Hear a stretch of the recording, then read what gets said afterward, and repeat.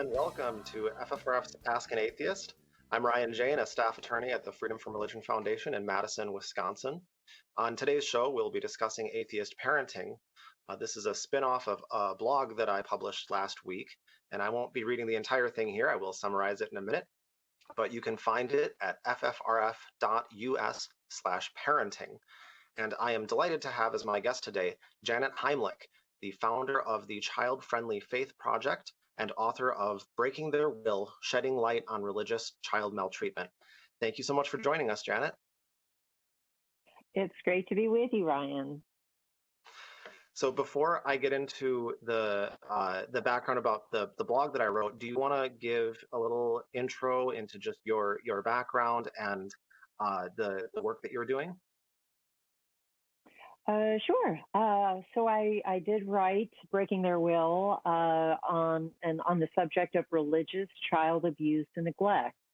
It's something that I researched in great depth, and it really is the only book that gets into this topic across the board without focusing on any one particular religion.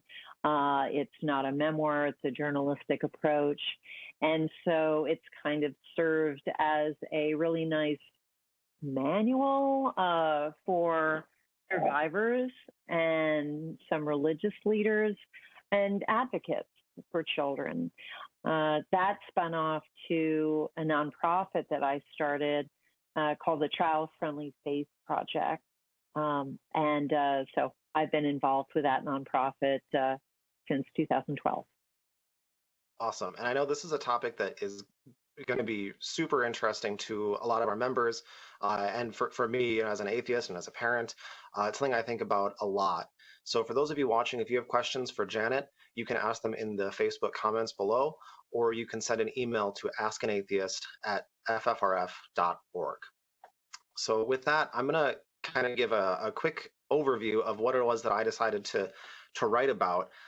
So I am a father, and my daughter is in kindergarten this year. So this was a change for us, where it's the sort of the first year of real school, brought a number of changes. And one of them is that we would drive around town, and I heard her reciting the Pledge of Allegiance in the backseat of the car. And I thought, what, is she just practicing this? What's going on? And it turns out she would see an American flag while we were driving, and she knew that that's when you're supposed to say the pledge. And so she would just say it. And at first she got a lot of the words wrong, but over time, of course, with the daily practice, she started to nail it. And what freaked me out a little bit is that at first she was clearly reciting without knowing what she was even saying. She would say the right sounds, but didn't know the words. And then as it got better, she started to ask questions about what do these different parts mean. And one of them was, of course, the one nation under God. She asked, what does that mean? And my wife and I, our plan as non-religious parents, we are really reticent toward anything about that feels like indoctrination toward our kids. So our philosophy has always been, let's hold off on these issues, on discussing religion or God, anything like that, until they ask the questions. Once they say, hey, someone came to me and told me such and such, then we'll talk. But we didn't want to kind of do what we don't like about religion and tell them from the beginning, hey, we're an atheist family, this is what we believe, and you should believe that too. Because kids are so gullible and they're so obedient that we figure we'll hold off on that. And I wrote this blog because we really had a change of heart on that approach that I thought was worth sharing and discussing. Because what happened was, first of all, the pledge came up, which sort of blindsided me, even though it shouldn't have, that she was really wanting to know, what does this God thing mean? And so I gave her a quick little crash course and we kind of let it go. But then when the holidays rolled around, she had a first grader come up to her, which for her, of course, the first grader is a big kid who knows everything about everything. So this is a figure of authority. And the first grader, is pretty funny, said, do you know what the real meaning of Christmas is? And my daughter said no. And she said, well, Christmas is when Jesus died and he came back 3 days later and he's God. And that's why we celebrate Christmas. So, of course, my wife and I were laughing at this fuzzy theology. And clearly it's someone, parroting, again, without really understanding what they're about. But we suddenly had to decide, okay, that for scratch the plan, we need to just have the full discussion. So we talked about religion and God and atheism, what we believe. We explained how lots of other people really believe this. We had never done the Santa Claus thing, so it was kind of an easy connection to say this is a lot like Santa Claus, where we know this isn't real, but we don't want to make other people sad for no reason. So we don't want to ruin the story for other people. So we're trying to get her not to show up for kindergarten the next day just being this kind of burn it to the ground firebrand atheist, because we want her to be respectful and make friends. But at the end of the day, it's like we don't want to lie to her. We want to tell her the truth, let her decide for herself. And it actually went really smoothly. She understood everything. She said, she doesn't believe in God. She doesn't believe in unicorns, but it's fun to pretend.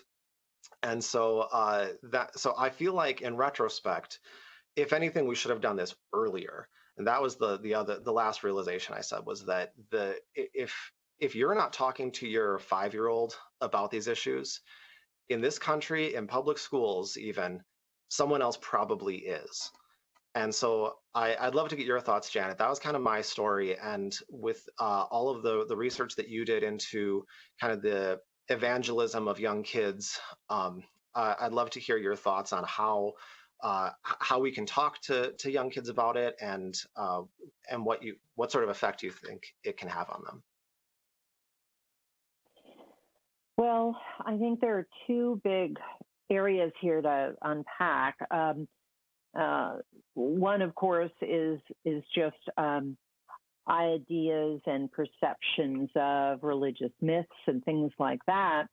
The other is the practice that every public school in our country does, which is have children recite oaths and pledges and that kind of thing. In Texas, where I used to live, kids had to recite the Pledge of Allegiance, the national one, as well as the state one, which also, stresses God and that kind of a thing. I am wholly against forcing or enticing or even encouraging children to cite any type of written content that's been created by and pushed upon them by adults. I think that if a child comes across a poem or something that has meaning for them and they want to memorize it because they love it, wonderful, it's coming from them. But I've never been a fan of any society using children in that way. Exploitation is actually a clinical form of abuse, and so I think that's what's happening there at a certain degree. I'll just add too that when my daughter was young, she was being talked to about joining the Girl Scouts.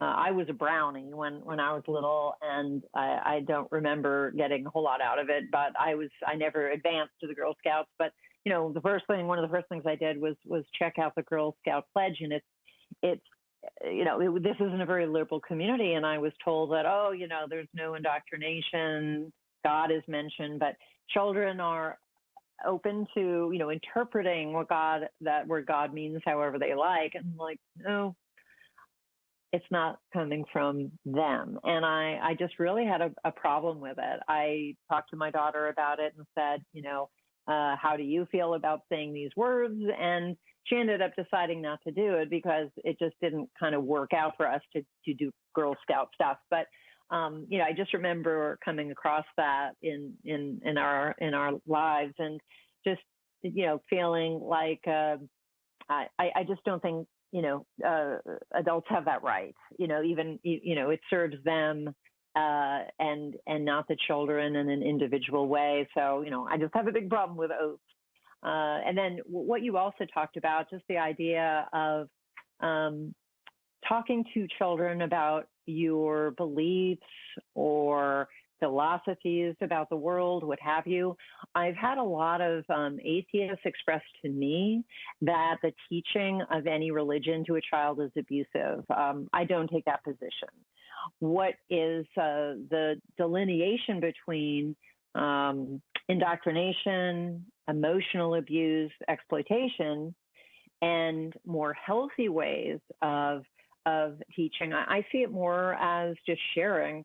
If an individual has a certain belief, whatever it is, I'm a humanist, and I felt it was perfectly fine for me to tell my daughter how I looked at the world, assuming that that's of interest to her. It's all in how you communicate that. And so as long as you're not doing it in an exploitive way, I don't see that as being inherently abusive.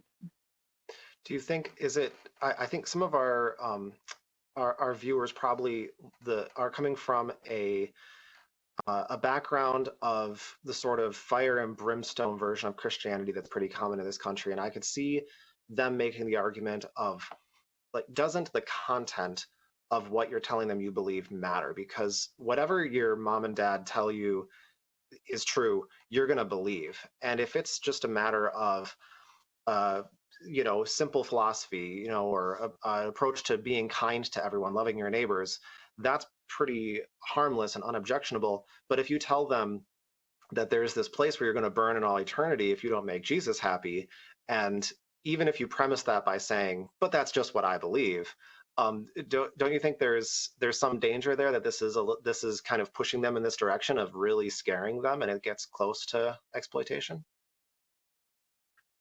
Well, that's just putting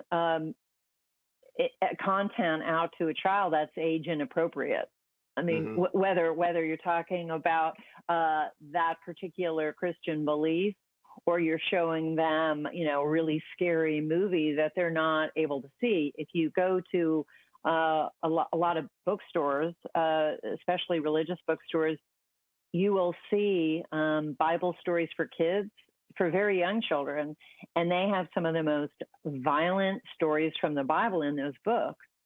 Of course, the perception there as well, it's from the Bible, it's got to be good for them, to learn this. Well, not if it's about people, killing each other, or God committing genocide, or, rape and children and things like that. It's really, that's really more of a question about whether they're at the age where, they can take on that content. And I think that's just bad parenting at that point.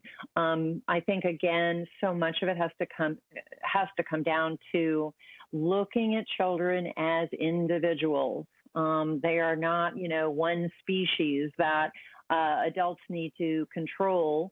No matter how much you believe that a failure to do so will send them to some scary place in the afterlife, it's still not okay. The type of content is really important to take time to scrutinize before you're going to share it with children. Yeah, that makes total sense to me. And I mean, that's good advice for even, if you are a religious parent and you ask, how should I bring this to my kids in an appropriate way? Like you said, it's a matter of what is age appropriate for them. So you could introduce them to the kind of happier general points younger, but save the hellfire until a little bit later. And I guess the analogy I would think for atheist parents or for humanist parents, I want to teach my kids about religion, and but that doesn't mean that we need to launch right into the Spanish Inquisition and the Crusades and tell them, all the horrors that if I were talking to an adult who says, what's wrong with religion? What's your problem with it? I have plenty to say on that. I'm going to say something different when I'm talking to a 5-year-old for obvious reasons. Yeah, Ryan, and I want to add that also includes topics that may not be scary, but just, way beyond what, say, a 4 or 5-year-old is ready to grasp.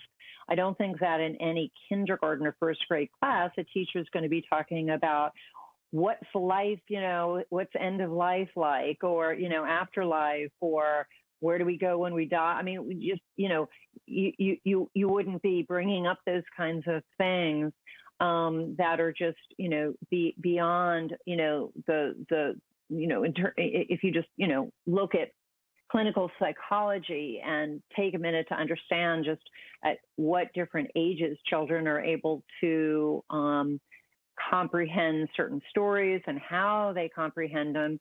Like you say, there is a lot of literal acceptance there. And so, parents just really need to take time to think about, is this is something I really want to tell my kid? Well, why?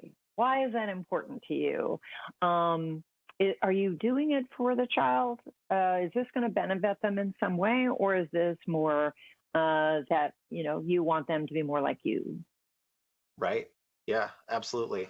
Well, and what it makes me think of too, and probably with a lot of religious families, this is how the conversation starts, is with similar circumstances. Is what happened with us a few years ago. Unfortunately, my father-in-law died, and so we had to have the conversation with, at the time, our very young daughter, to explain that grandpa died and explain what that means.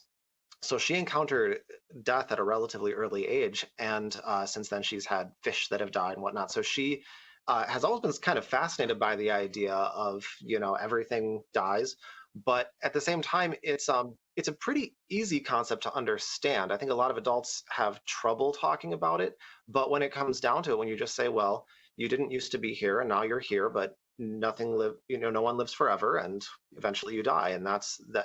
And then the other side that I always take as a reminder for her is to say, this is what makes our time with our loved ones precious, right? Is the fact that it doesn't last forever. So as a non-religious person, to me, that's an easy stance to take. It's just, this is a reminder that your time with your kitty, you should appreciate every day you have with him, because he's not going to be here forever. And that always made sense to her. And it was the question of, like, but what happens after you die? She never asked that, because it doesn't make any sense unless you already have some seed of that in your head. I feel like it's just a question that doesn't come up, because if you have the truth explained to you simply, it's pretty straightforward. But for a lot of religious parents, of course, if they were in my situation, I think they would have felt absolutely compelled to bring up heaven and say, oh, well, your grandpa is waiting for you and you'll get to see him again in the future. And that's another issue that to me, I see that as being, maybe abusive is too strong of a word, especially if you really believe it. Obviously, there's no intent to hurt the kid, but it seems to me that it has the potential to do a lot of harm, because when they get older and they realize that they've been lied to, it's not healthy. Yeah, well, you're talking to someone that never could bring myself to tell my child that Santa Claus exists. And I always tell, when I talk to Dan Barker, I tell him about, I bring up his book, Just Pretend, that is so great for talking to kids about Santa Claus, Noah and the Ark, God, and so forth. And yeah, I never, that, but what's interesting is when I'm talking to American adults who are atheists, you wouldn't believe what pushback I get about the Santa thing. And that's kind of a similar thing we're talking about, because these are usually individuals that have very fond memories and close attachment, emotional attachment to their upbringing and its relationship to Christmas, and believing, being told Santa Claus is real and getting the presents. And it's just funny to me that I belong to a group called Austin Humanist Community, and we just about every Christmas time we have a discussion about that. And I always just bring up that it's not something that I felt right about, telling my daughter something I knew to be false. It doesn't mean that we don't have a good time around the holidays. There's so many other aspects of it besides that one myth, but I get such pushback. It's really, really funny. so much of what adults do in terms of their child rearing has to do with their own upbringing. That's very natural. All I try to encourage people to do is get in touch with how those things, what they mean to you, whether it's a very positive effect on your life, or if you have, a very negative triggering situation. And I can see that unless you really kind of sit with that and really understand how those things in your past affected you, you may be telling your kids things that without you realizing it could be harmful. Yeah, absolutely. Well, I am on the exact same page as you. Our philosophy has always been, don't lie to our kids. And so with Santa Claus, it seemed like a pretty easy call, but you're absolutely right that it's all about your upbringing. Because, like, for instance, we put up a Christmas tree. I still haven't taken it down yet. And we have a lot of the same traditions that we did growing up.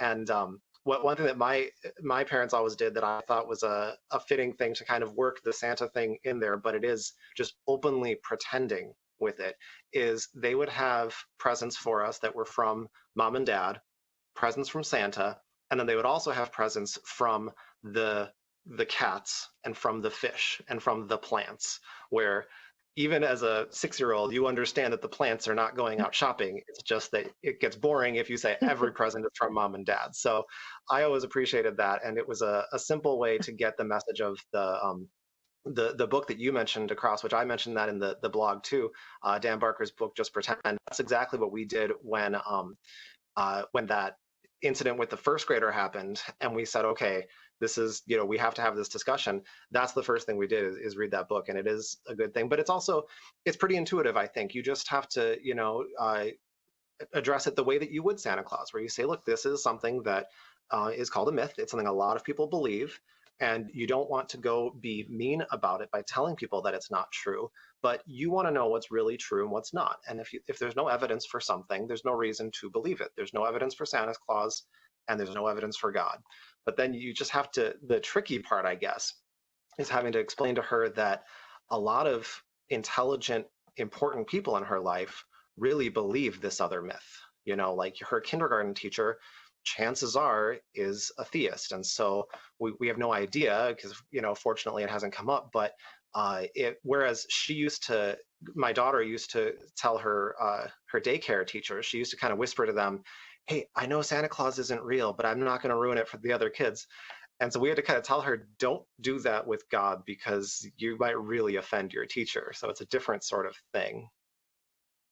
Well, I'm laughing because when I was called into the classroom after school by my daughter's kindergarten teacher, it was to warn me that my daughter needed to stop. This is while we were reading that book. She needed to stop telling the other kids that Santa didn't exist. It was okay to say God didn't exist because this is this really open-minded liberal community, right? But she said, but if she keeps telling kids that Santa doesn't exist, you're going to get a lot of angry emails. That was pretty hilarious. One thing I wanted to touch on, you were talking about. And we both were talking about that, what children can comprehend, what big topics they can and can't. One thing that children, very young children, can understand is that there's a difference between fantasy and imagination and myth making and what's real. Mm-hmm. And one kids show that I thought did this so beautifully was Mr. Rogers' Neighborhood. And he did this very intentionally. And Mr. Rogers, or Fred Rogers rather, was a theist, my understanding. I mean, he was a religious person. But he so understood the need to not tell children things that weren't true, that he had this physical delineation between what was in the studio and the kind of the front part as the real stuff and the people, the neighbors he met, and the things that he learned. And then he would talk about the train that would go into the land of make-believe, if I have the right. And then the train would literally like go away, and then we would, meet it in another place. And so, he did that to have that separation. So I just wanted to say that, children are able to draw that difference, and it's okay to talk to children by stating that certain things are real, certain things, there's not evidence for, and those things are what some people believe. But, that's just one way to approach it, in terms of trying to clarify that separation for kids. Yeah, and that makes total sense. And especially in our, digital age where my kids understand that Paw Patrol is not real, right? They like it, they watch it, but they know it's not actually real. And I feel like Mr. Rogers really was a really perfect example of not only illustrating that point, but also showing that you can have your own personal beliefs and talk to kids, be an educator without indoctrinating them in your beliefs, right? Drawing that line of saying, I'm going to teach you things that are universally good and helpful and could not be objected to by any reasonable parent, even though I believe a bunch of things that are not the same as what your parents believe. And so I'm not going to teach you those things, just like if I were a public school teacher, I'm not going to go in there and tell them that God doesn't exist. Besides it being a state church issue, that just wouldn't be respectful to other parents. And I would never do that. And that's what makes the other point I wanted to touch on is what makes me so mad about the evangelism that exists in this country. And they really, a lot of believers, a lot of churches target young kids because they know you have to catch them young to really get them. It's going to be too late if you wait until they're high schoolers. So I mentioned peer-to-peer evangelism, where they try to get kids to talk to other kids about religious beliefs. But of course, there's also Gideons love to target, that's usually fifth graders, where they try to hand out Bibles then. And a lot of other people too, especially if they find out that there's an atheist family in town, not so much in Madison, Wisconsin, but in other parts of the country. They need a piece of that, juicy atheist soul that they can save. So I think they're just salivating to capture the kid and convert them. And so to me, it's like that's so it's not only scary, it's also just really disrespectful as a parent. Yeah, I think that's a serious problem. And I do talk in my book about turning children into little preachers, or you can have it in more of a widespread way, say in the Jehovah's Witness faith, where every child is expected to go door to door. And they have huge burdens on saving souls and things like that. And that exists in other conservative Christian circles as well.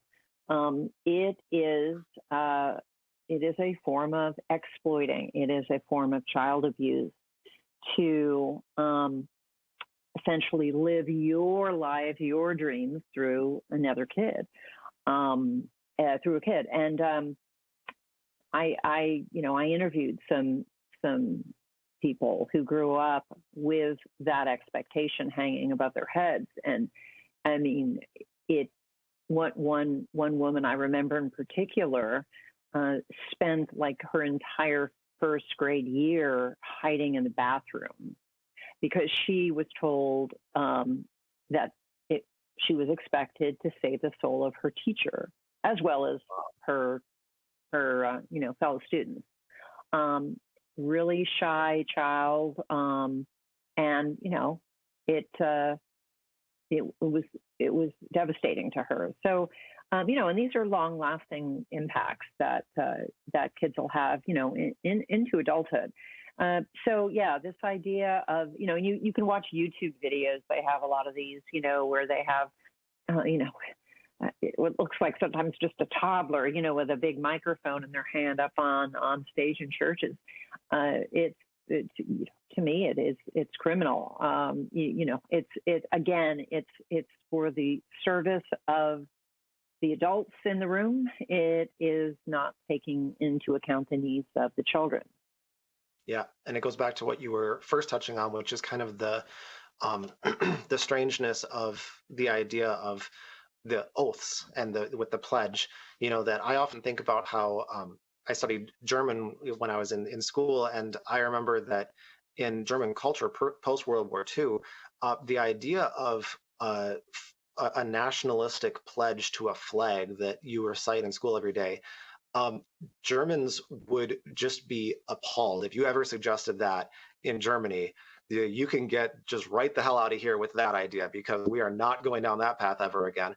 And but in this country, it's if you speak out against the pledge, people right away are saying, "Oh, you don't care about the troops. You're not patriotic." It's like, no, I don't want to be mindlessly droning and telling kids that you have to recite these words, because it's just there's just all sorts of problems with that. That's true. It is so hypocritical, because those same people would never think that the Nazi youth program was great. When it's right there in the sea that they're swimming in, it's really hard to recognize abuse. I can also give an example in the Islamic faith, where children at a quite young age are strongly encouraged to memorize the entire Quran. I have received resumes from Muslim religious leaders who I extended the offer to think about joining the board of my nonprofit. I had heard that they, did great things for children, and just they might have been a good candidate. And I saw on their resume that they memorized the Quran as children. Almost all of them said this. And my first thought was, how is that a good thing for the child? Yeah. Who does that really serve? I questioned whether they really understood where we were coming from. Yeah, no kidding. I know my dad had to memorize the periodic table when he was in school, and I thought that was harsh, but at least it has some educational purpose. It might help on an exam. So. Right. All right, so we could definitely keep going, Janet, but we're getting questions and some comments from people, so I want to transition a little bit and get your thoughts on some of these things. So first, we have a comment from John M., who said, we had the exact same situation happen. So I think that's relating to my situation. When my 5-year-old asked what a god was because of the pledge, I replied, well, in your favorite movies, gods and goddesses are often the ones who have magical powers, such as Hercules, Wonder Woman, Maui, etc. She was still confused why it wasn't the pledge, and I agreed with her that it doesn't make any sense. I said, feel free to say one nation under Hercules, and she laughed. That's great. Well, Ryan, we should mention that the under God language came in, I think it was, in the 1950s, right? Yes. It was added later. And so that might be one possible explanation for a child to say, well, the original Pledge of Allegiance didn't even have that language. Mm-hmm. But some adults who had their own belief in mythical figures like Zeus and whatever felt so strongly they put it in there, but you don't have to believe it. And I should add too that I believe that most schools do offer the exit ramp for kids that don't want to say the Pledge of Allegiance, whereas they have to bring a note saying, from the parent saying that the child is not to say the Pledge of Allegiance or may sit out, etc. Well, of course, that's just ostracizing for the poor kid. It should be, the opposite. It should be a child on their own volition saying, I really feel strongly about my country. I want to say this aloud to the assembly, go for it. But to have everyone on mass forced to say it is ridiculous. Absolutely. And of course, it's illegal to force kids to say it, but we also know that that happens too. You know, I've written letters where, and at one time it was a kindergartner who they were saying, this is disrespectful to your teacher and to your country if you don't say that. And it took a letter from a national organization's attorney to finally get the school to say, okay, fine, we won't force this 6-year-old to say the pledge. And yeah, it's bad enough that if you don't say it, you're going to be singled out as the one kid who doesn't say the pledge. Okay, so I have a couple others. So Heather Johnson's comments, as a foster care alumni, I've seen traumatized kids internalize the feeling that they weren't good enough to get wishes from Santa. Wow, that's so sad, Heather. I'm really sorry to hear that.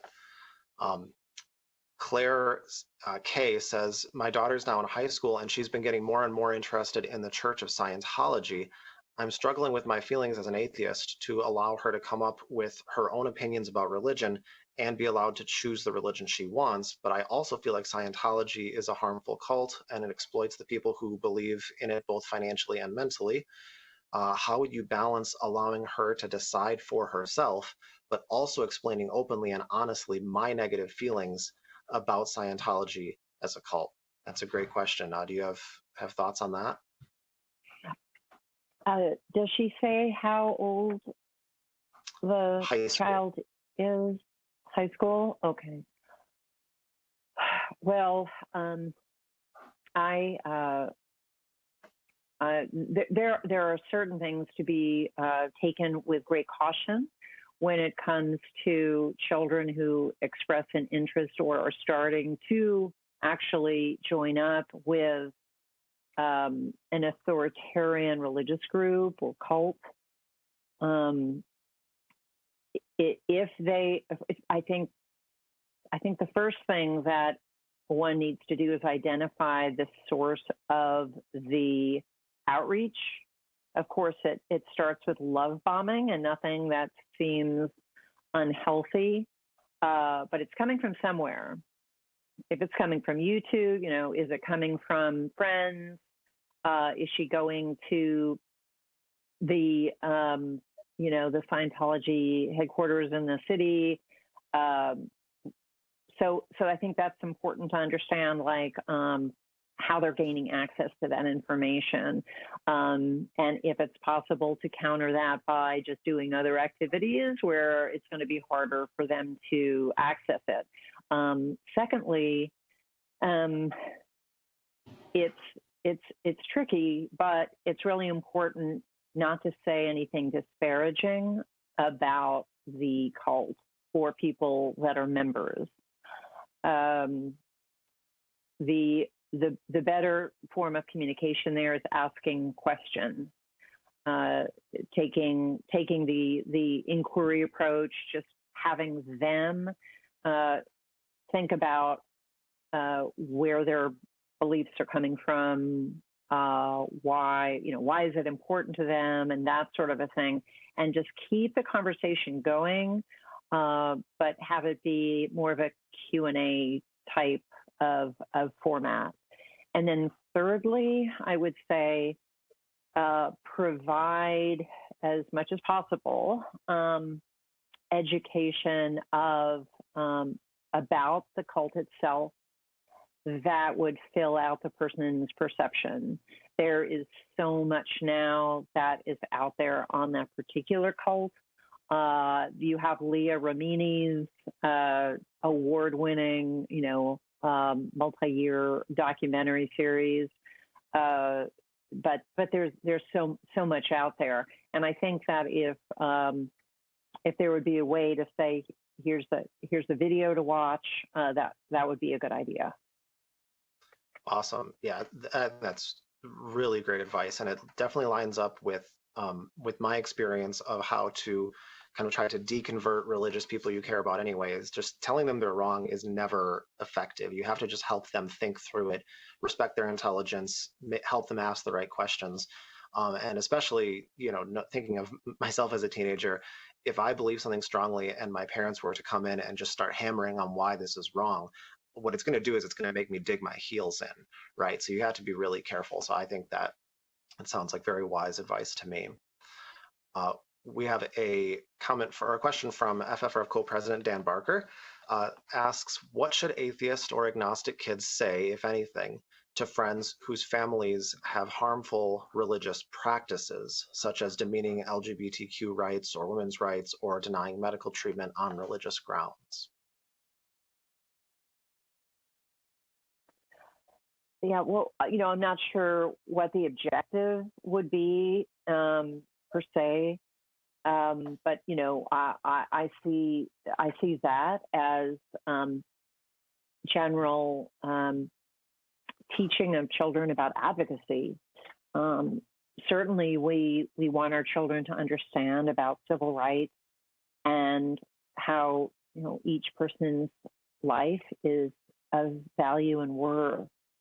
And so, if they come across people who don't act that way, then I think that's part of our job, is to help kids understand you may run into this where you say even someone you care about is speaking about another person like they're not as important as everybody else. And I think that you work through that with the child just over the course of their life, their childhood. I think that it wouldn't be right for me to kind of prescribe what to say or do in any given instance, because I don't know the context. But I do think there's great importance to teach children about advocacy and civil rights and that kind of a thing. If the best way to do that is by example. I can remember my parents being in a situation where they stood up for someone who was or a race or something like that because of what they were hearing, or they were accused wrongly of that, and talked about their beliefs about human beings, value of human life. Seeing one's parent put themselves out there in that situation is incredibly impactful to the life of a child.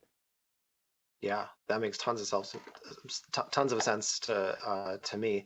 We've talked about racism with our kids, and that at least is a topic you're not going to get much pushback on nowadays. So at least there's that. But I like that idea of being able to not only talk about advocacy and encouraging them to stand up for people, but leading by example, so they can see you do it. That's what's going to stick with them and model good behavior for themselves. One other specific question for you. So Chris B asks, in your research, is there one particular religion that sticks out to you as having the most egregious forms of child maltreatment compared to others? Well, the short answer is no. And that's simply because there are so many religions that manifest themselves in many different degrees of extremism and authoritarianism.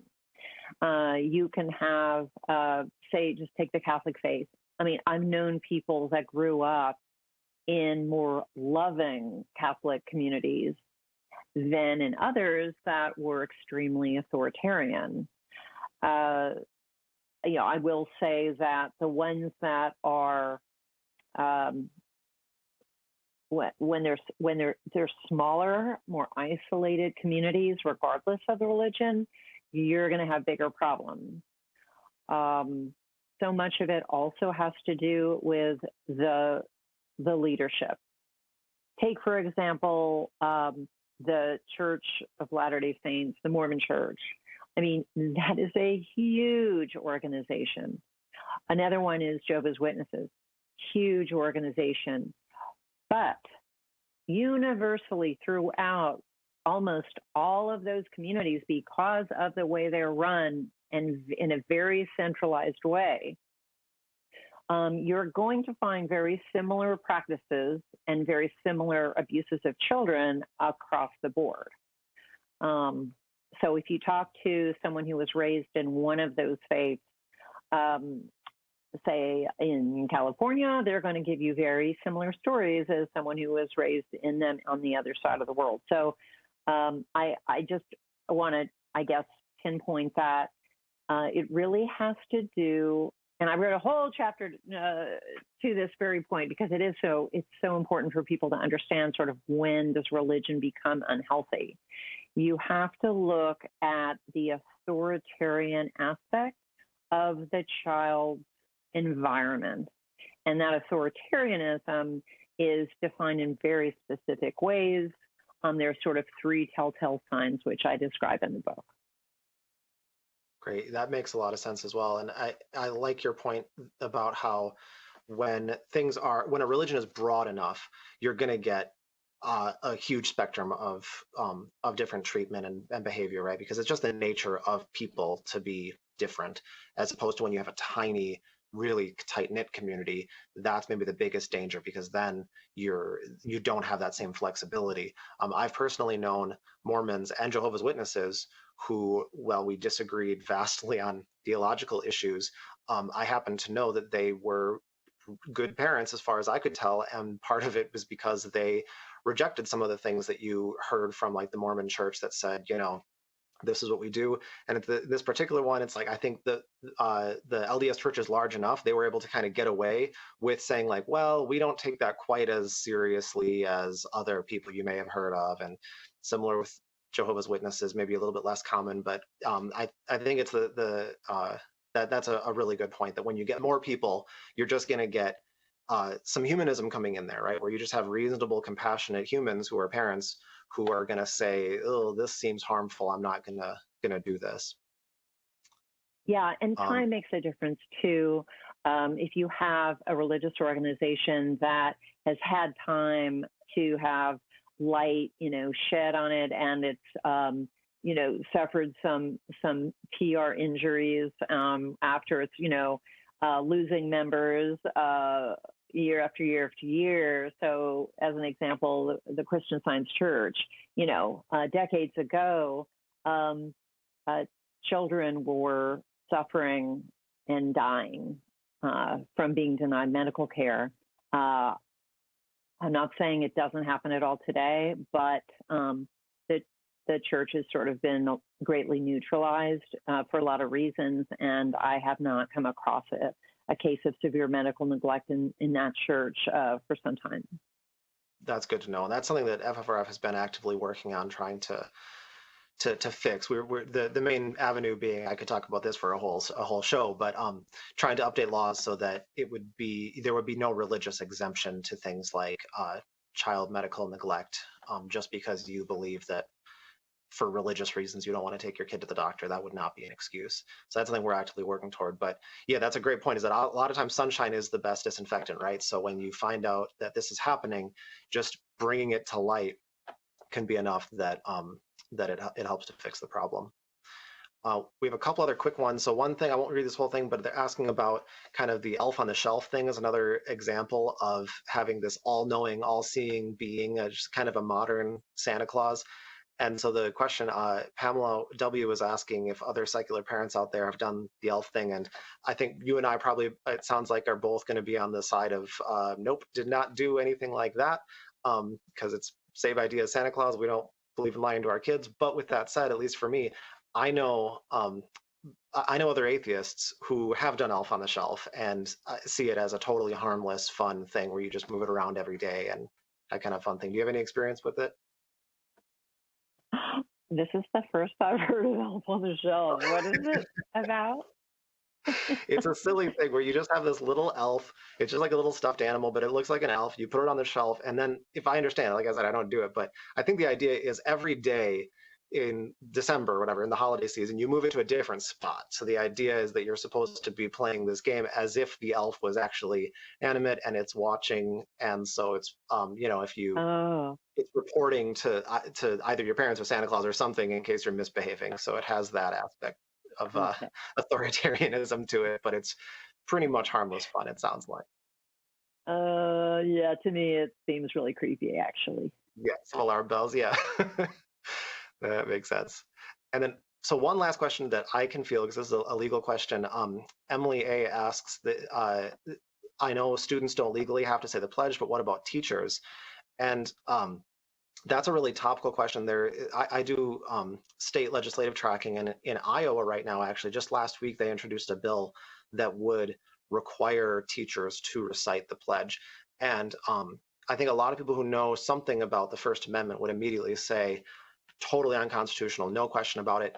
And the sad reality is it's not quite that simple. With students, it is. There's very clear cases on compelled speech with students. You cannot force students to say the pledge. That's very well established. With teachers, it's a little bit less so because they are employees. And of course, you want a school to be able to compel certain types of speech with teachers. For instance, if you have a teacher who says, I'm a biology teacher, but I'm not teaching evolution because I don't think it's true. I refuse to teach the science standards. The school can fire them for that and say, no, you have to teach the science standards. You don't have to believe them, but you do have to say, this is what I'm teaching you. And so the question is, can you force them to recite the pledge to the kids? So with all that said, there's no Supreme Court case squarely on point, but I do think that the smart money would be on the teacher winning that argument. I think that on even the like kind of anti-FFRF groups are going to tend to want to stand up for teachers' First Amendment rights. And so I think that there's a very strong argument that that is going too far, requiring teachers to recite something that's not curriculum related, and especially with the religious aspect. I would bet on a teacher winning that, but there is no knockdown on point U.S. Supreme Court case. So there you go. There's your Ask a Lawyer question. I don't see a difference between, if it's seen to be, violating someone's personal rights as an adult. I don't see why the same wouldn't be true for children. I mean, to me, it just seems exploitive, to both. So to me, I think that's just awfully weird. Yeah, totally agree. And I think even legally, at the end of the day, that perspective is gonna win the day. So any parting thoughts, Janet, before I sign us off? I don't have anything great to say here, except I've really appreciated us getting into some of these topics, and I think if there's one thing I just want to leave people with is the importance of thinking about what we teach kids. Sometimes it's easy to see when something is abusive. Sometimes it's not. And I think as a parent myself, I think I did the best job when I kind of just stood out of the way and I just observed my child and listened to my child and tried to understand what kind of person they were and what really inspired them and that kind of a thing. I mean, I think that's a really important thing for us to do. And when we find ourselves wanting to, we get a little panicked and, we want to make sure that they grow up with a certain idea or belief or philosophy or something. I think it is really important to just take a minute to understand where that's coming from within ourselves. So that's my final thought. Awesome. Well, thank you so much, Janet. This has been really fun. You're a fantastic guest. And with that, I'm going to call that the end of the show. So that is the conclusion for Ask an Atheist for this week. Be sure to check out FFRF's broadcast TV program, Free Thought Matters. This week, we're featuring Utah State Senator and former Mormon Derek Kitchen. In this clip that we're going to run for a sec, he describes the genesis of a lawsuit he joined that legalized gay marriage in Utah. I joined a few other plaintiffs and launched a federal lawsuit. We sued our governor and our attorney general in federal court. Our complaint was that Utah's constitutional ban on gay marriage violated my own constitutional rights as a citizen in the United States of America. And we were laughed at first because, it was on the heels of Prop 8 where, again, the Mormons really underwrote and funded the Prop 8 campaign in California. A lot of the feedback I was getting from people at the time was like, good luck, man, like Utah, it'll be the last place on the, on earth that allows gay marriage. So, God bless you, but it's going down in flames. And, that may have been, a reality that we were wrestling with. But come December 20th of 2013, a federal judge struck down Utah's constitutional ban on same-sex marriage, and Utah became the first federal lawsuit in America to strike down a state marriage ban. And you can watch Free Thought Matters on TV stations around the U.S. on Sunday mornings or on FFRF's YouTube and Facebook channels. And also check out Free Thought Radio, FFRF's weekly radio show and podcast at ffrf.org/radio. Dan and Annie Laurie's guest this week will be Francesca Strafkopolo, another author of the book God and Me. You can find out where to listen to Free Thought Radio at ffrf.org/radio. And if you want more information about the Freedom of Religion Foundation, check out our website at ffrf.org. See you next time on FFRF Ask an Atheist.